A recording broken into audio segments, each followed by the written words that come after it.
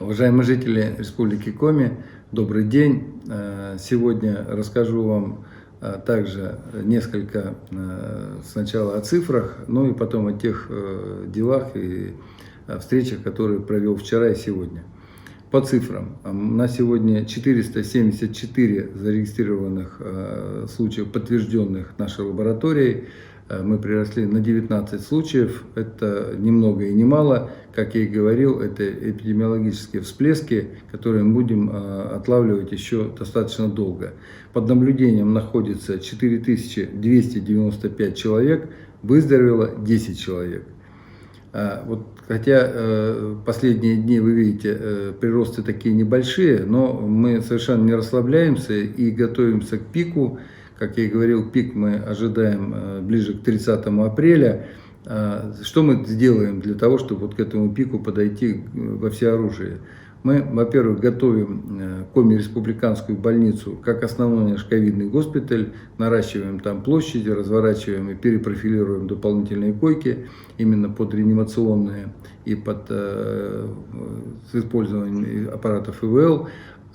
Дополнительно также готовим еще площади не медицинские, резервные площади. В случае, если пик будет превышать возможности наших медицинских учреждений по коечному фонду, чтобы у нас были дополнительные койки, заранее развернутые, и чтобы мы могли разместить на этих койках больных средней тяжести. Продолжаю встречи с руководителями больших организаций, которые вносят очень важный вклад в республику, в том числе и в социальные проекты.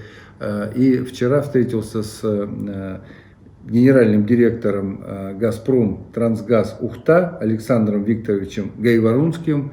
Обсудили с ним и вопросы долгосрочные по ремонту и родильного дома в Ухте, и по ремонту других социальных объектов там же в Ухте. Но я задал основной вопрос, который меня сегодня интересует, он очень важен. Это создание лаборатории ПЦР как раз для диагностики ковид.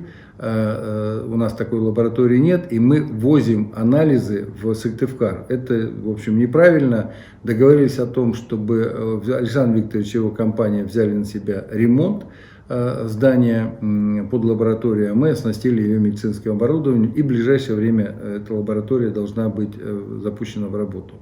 Вторую встречу провели с генеральным директором МРСК «Северо-Запад» Артемом Юрьевичем Пидником.